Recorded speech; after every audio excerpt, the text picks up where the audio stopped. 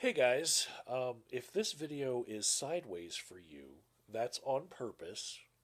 It's a response to a guy who commented on one of my recent videos saying, "Hey, why don't you film in landscape instead of portrait?" And I'm like, you know, much of my footage is very high quality that I've posted to my YouTube channel, but there is a lot of footage that doesn't need to be, you know. And when I'm rambling, when I make videos that I put the brackets around the word ramble, um, I don't really need you to see me most of the time. This might as well be a podcast. You know, you guys are consuming my ideas, not what is happening on the screen, and I'm okay with that. Now, some of you might be able to consume this video right side up. I don't know. I'm actually filming it in the Marco Polo app, and there are a lot of times where I port things from Marco Polo or from TikTok over to YouTube, and the aspect ratio in it is just not right for YouTube, for normal consumption. I'm not worried about being the most popular person on YouTube or ever making a career out of it. You know, I've got a niche of people that like to watch my content, and I've resigned myself to this place where I can actually, out of comfort, make a video in the wrong aspect ratio and oriented the wrong way just to make a point. You know, you don't have to see me for most of the content that I'm making. There are plenty of other YouTubers who do the same thing in that they ignore your desire to see them oriented the right way. Some of them hide behind cartoon avatars all the time, you know, using the same stock footage over and over again to make that avatar have some moving background behind them. And they do so to great results, and maybe it's just that perfect aspect ratio that makes all the difference for you. But I would like to think that the ideas being conveyed would make more of a difference to you than just what the screen looks like, you know? Anyways, foremost on my mind for the past week has been how I need to prioritize my life and rearrange things because I am suffering a bit of burnout from my job. And also, uh, I realize that for the next phase of my education, I'm going to be doing 10 to 20 hours a week of volunteer service where I'm not getting paid for it in practicums and internships, and I'm going to have to schedule my life around those things a lot more. So, a lot of changes have to happen in my life coming up. And what changes I make and don't, I am weighing against some of the ethical dilemmas that I've had in the past few years. One of those ethical dilemmas that I've been thinking about this past week is the correlation between the number of services that a person receives for mental health care and their likelihood of dying, right?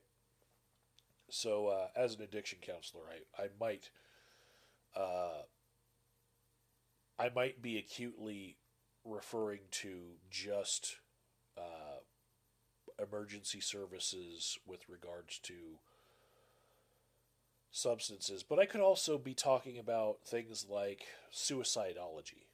You know, the more often that somebody comes into contact with a mental health professional, because of reasons regarding suicidal ideation, the more likely they are to die. You know, and I would like to think that the cumulative effect of seeing more mental health counselors would mean that you are less likely to have bad circumstances happen to you. But I'm not seeing that in real life. And I am not going to throw out any of the studies that I've looked at. You know, I don't want to make this too heady of a video. Um, but I'll say that the correlation seems very inverted to me, and any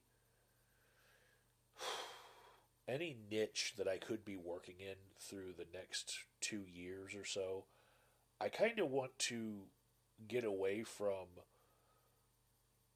just ineffective treatment. You know, I absolutely believe that when you nip a problem in the butt and you solve things in the first few times people have come to a moment of crisis, you can be way more effective than services that basically do damage control and clean up after a mess without actually dealing with the source of the mess, you know. And much of this has to do with the the horrible rash of deaths that I've learned about in the community that I serve, and how I am kind of anticipating in a strange, macabre way this list of people that gets generated by the Coalition for the Homeless that is disseminated during their December vigil. And this vigil is basically it's a funeral service for those who are not going to get any other funeral service, for those who died on the streets in the last year in Denver. And I have full knowledge that more than two handfuls of the people that I have interacted with in the past few years will be on that list. And I see it as an indictment of my own skill in my profession. You know, what could I have done differently? I don't know.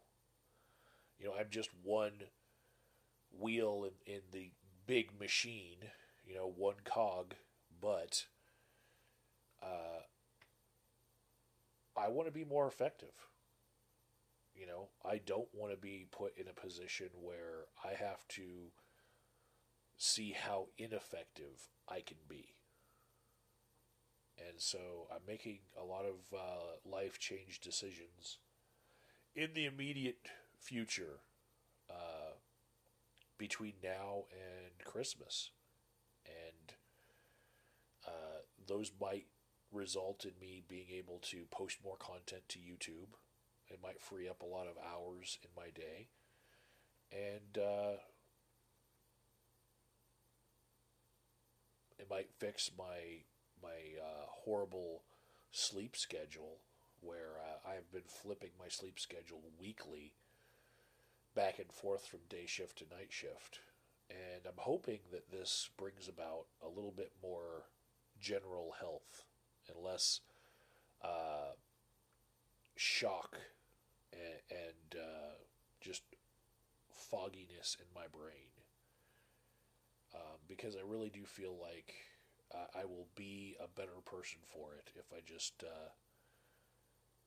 take some time off from the worst things that you could experience. You know, I got into the behavioral fields thinking, okay, where's the work? Point me to it. And I'm going to go help there, you know. And what I became was the equivalent of the Marines that stormed the beaches of Normandy and ended up having to lay down on concertina wire and barbed wire in order to let other services cross that wire by stomping over their backs. You know, I feel like an expendable cog in that machine, and I'd rather be part of the teams that are more effective at dealing with problems. So maybe, uh, just maybe, I'll get into a sector where seeing me more often and having me learn your name and be able to recognize you won't mean that you are that much closer to dying.